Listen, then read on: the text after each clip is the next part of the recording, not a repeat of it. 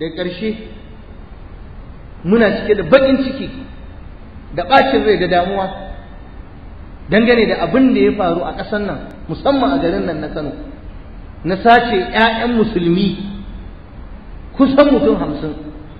'Yan jarida suna faɗa wajen ɗa 49 aka rasa a different lokaci. Wancan shekara 2 an sace mai ɗa, kuma duka yaran nan duka ƙasa da shekara 10 ko shekara 11. Wasu mutane kurin sun zo sun kafa kasuwa suna ɗebe 'ya'yan musulmi su ɗauke su je su kai su wani guri. Ba matsalar kidnapping bane, kar wani ya ce wani kidnapping ba kidnapping ba. In kidnapper ne in ya ɗauki ɗanka ai zai bugu ma waya ce ka bada kuɗi. Wannan wani rashin mutunci ne sabo kawai aka ɗauko shi a ƙasar nan.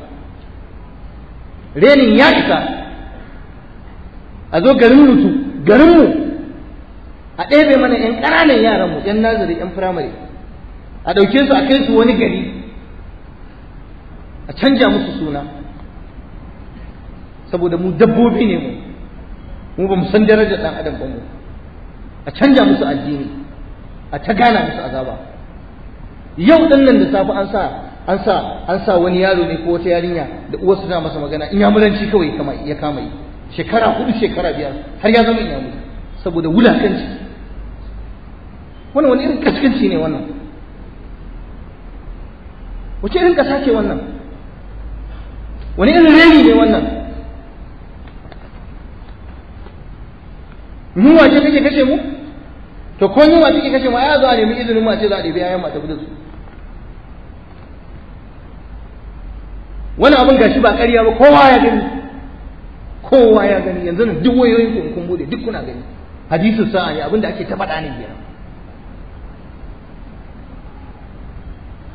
Cin kashi da rashin mutunci da ake wa musulmi a ƙasar nan, wannan ba shine na farko ba, suna nan da yawa. Kurin Allah ya jarrabe mu ne, ba mu da masu bi mana kadu, a wulakanta mu, a tozarta mu, ba mu da wanda zai fito ya magana. Sai wani abu da bai kai ya kawo ga wasu su fito suna da tsiwa, suna ta surutu, suna ta magana ga abin da za a ɗebe 'ya'yan mutane, yara jarirai ƙananan yara 'yan firamare 'yan abin nan mutum wajen 50 a kai su wata jiha, amma san jihar da aka kai su. Kowa ya zuba ido ya yi shiru saboda kuna tsoron su. Me za su muku? Ba adalci, wannan ba daidai ba ne. Allah ya saka wa hukumar 'yan sanda da alheri, sun yi ƙoƙari tunda sun tsinto ko sun kwato wajen mutum 9. A cikin mutum 9 ne ake hira da su, har gidan sarki an kai su. Kaga ɗan musulmi shekara 3-4 ya bata, ana neman sa, amma haƙura da shi ma an ɗauka ma ya ma mutu, ya zo yana inyamuranci. Ana ƙoƙarin a masa Hausa ma baya ganewa, zai ci abinci sai ya addu'a Yesu almasihu. Har cocin da ake kai su duk sun faɗa. Amma ya waye zai hukuncin? Shine muna jira waye zai hukunci. Ina shi wa gabanin musulmi, ina suke? Ina kungiyoyi, ina lauyoyi ina kuke? Ga aikin kuna. Kullum Allah ya saka malaman musulunci da alheri, addu'ar su a zauna lafiya, amma tsokalan nan takalan nan tayyawa. To abin da muke da bukata a yi mana adalci. Wajibi ne gwamnati ta nemo waɗannan mutanen da suke wannan abin. A ina jami'an ɗan sandan suka samu su? Ai akwai inda a cikin aljanu aka samu su, a wasu gidaje aka samu su, a wasu wurare aka samu su. A kamo su, a gurfanar da su gaban kuliya, a yi musu hukuncin da ya dace da su. Babu zaman lafiya ga al'ummar da ba ta tausayin kanta fa, ba ta tausayin kanta. Kuma wajibi ne ga duk wanda Allah ya ɗora masa, kamar yadda muka faɗa, nauyin al'umma, to ya rinka adalci wa wanda aka zalunta. Yanzu waɗannan mutanen ya kamata a je kotu su yi claiming damages akan ƴaƴansu shekara kaza da ba sa nan, sai an biya. Lauyoyi ku shiga ku yi turanci, ku yi boko na gaskiya yanzu, bayan an kama su ba sai an kwakulo kowaye ne wannan abin, shi claiming damages a biya su, sannan kuma sauran yaran a nemo mana su a kawo su. ba a Kwatano aka yi su ba Nijar aka yi su ba ko ina ba, suna cikin Najeriya, suna wata jiha ko wasu jihohi, kuma ku jami'an tsaro kun sani iyayensu suna nan suna kuka, ashe ba ɓata suka yi ba, ashe ba mutuwa suka yi ba.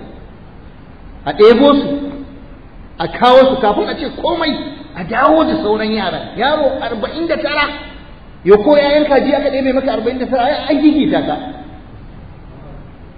ɗan adam fa, kuma wulaƙanci a Kano, a tsakanin unguwannin Mariri, Hotoro, ina ne kawai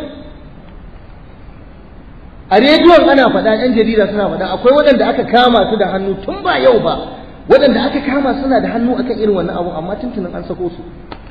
A kama mutum yana sata, yana tijarar ɗan adam, amma saboda yana da hanya, ɗan Najeriya ne shi, sai a sake shi. Imamul Qurtubi yana faɗa a cikin tafsirinsa, yana cewa idan wani ɗan ta'adda hanya kawai ya tsoratar da mutane, a hanya kawai wani ya zo ya tsaya a hanya ya tsoratar da mutane ko ya yi fashi da makami, wajibi ne ga shugaba ya ɗauki makami ya yaƙi wannan mutumin, don zai wargaza zaman lafiyan ƙasa. Kuma wajibi ne ga sauran musulmi su taimaki duk gwamnatin da za ta yaƙi 'yan ta'adda, su goyi bayanta, don yaƙar 'yan ta'adda da hana ta'addanci shine zaman lafiyar mu, shine 'yan kasuwan mu za su je su bude shago su yi ciniki, su zo su taimaki 'yan uwansu da iyalansu, shine ma'aikacin gwamnati zai je aikin gwamnati ya je ya dawo lami lafiya, shine malami zai iya yin wa'azinsa, shine zaka je sallah. Idan kuka bar wannan abubuwan suna gudana kuka zuba ido, to na rantsa da Allah nan gaba a fili za su rinka zuwa kamar kaji ma suna kame mu. Kada Allah ya nuna mana wannan lokacin. So wannan abu yayi muni. Alhamdulillahi ana ta wa'azi, malamai suna ta faɗakarwa, a gidajen rediyo ana ta faɗa, 'yan jarida su ma Allah saka musu da alkhairi, suna ƙoƙari in abu ya fito na rashin gaskiya su ta faɗa, suna maimaitawa ne dan abin ya shiga kunnen wanda ya kamata ya dau mataki, sun yi iya nasu. Malamai ma suna ta wa'azi, iyakacin abin da za mu iya yi mu ce ba daidai bane a gyara, kuma mu tsoratar da mummunan sakamakon da zai iya biyo bayan rashin gyarawa. Yanzu waɗannan 'ya'yan ba su da kimar da wani babba zai fito a ƙasar nan ya Allah wadare da wannan abu, sai a bar wasu 'yan kucakai kawai a gefe su ne za su zo suna magana fi sabilillah. Yanzu waɗannan 'ya'yan mutum 49 ba su kai a tada rundunoni na sojoji da motocin sojoji da 'yan sanda a je a rescue ɗinsu ba. Kana ka haifi ɗa musulmi yana kalmar shahada, ya dawo yana maka wani yare daban, wani inyamuranci ko na makamancin wannan. Yanzu kun mana adalci? Yanzu kun taimaki zaman lafiya? Ana cewa a zauna lafiya, a zauna lafiya, na'am a zauna lafiya, amma ya kamata waɗanda ya kamata su ɗau mataki shine zaman lafiyan fa. Yanzu wa zai yarda da wannan cin kashin da rashin mutuncin? Yanzu wannan wani irin reni ne wannan? Jiha irin ta Kano ta musulmi,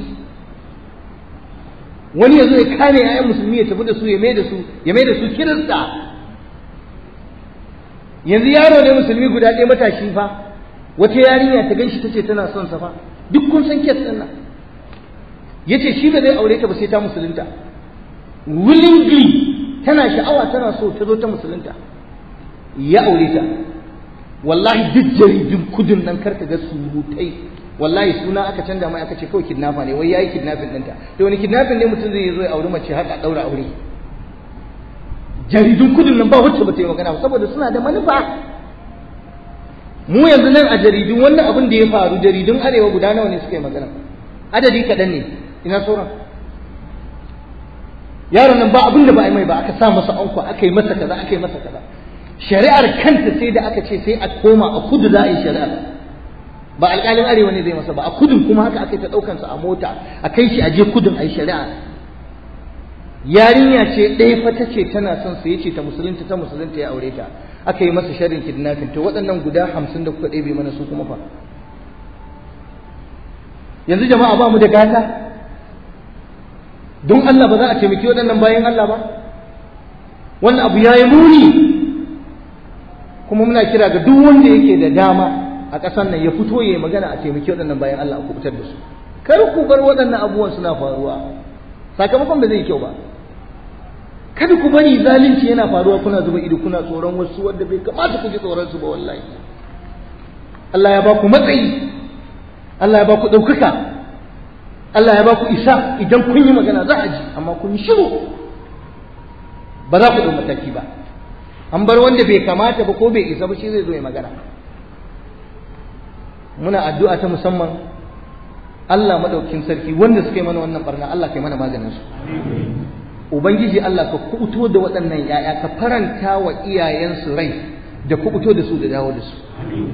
Ya Ubangiji, an daɗe ana mana wannan ba mu sani ba. Ya Allah, duk wanda yake bin mu don ya cutar da mu, ya illatar da mu, Allah ka bayyana mana shi mu gane maƙiyi ne ka mana maganinsa. Shugabanninmu ya Ubangiji Allah ka ba su tausayin mu, ka ba su jin ƙayin mu. Allah ka sa musu kishin al'ummarsu da jama'arsu. Ya Allah ka ba su ikon ɗaukan matakin da ya kamata. Ya Allah ka sa wannan abu ya zama darasi ga waɗanda suka yi wannan ta'addanci da waɗanda suka yi wannan barna. Kuma ina ƴan ƴancin ɗan adam, ina ƴan human rights, where are you? Where are you human rights, where are you? Ina fighting ɗin da human rights za ta yi? Kamata ya ku tattare gaba ɗaya ku koma can kudin ku je ku ɗebo mana ƴaƴan ku dawo mana su. Wannan shine real meaning of human rights. Saboda an ci mutuncin mu, an tozartar da mu, an wulakantar da mu. Jami'an tsaro kuma da suka yi aikin nan Allah ya saka musu alkhairi. Kuma a ci gaba da ba su haɗin kai a taimake su su yi maganin duk ɗan ta'adda. Allahumma izzana wa la tudillana wa akrimna wa la tuhinna wansurna wa la tansur alaina wamkur lana wa la tamkur alaina وآثرنا ولا تؤثر علينا وانصرنا على من بغى علينا اللهم انصرنا على من بغى علينا اللهم انصرنا على من بغى علينا سبحان ربك رب العزة عما يصفون وسلام على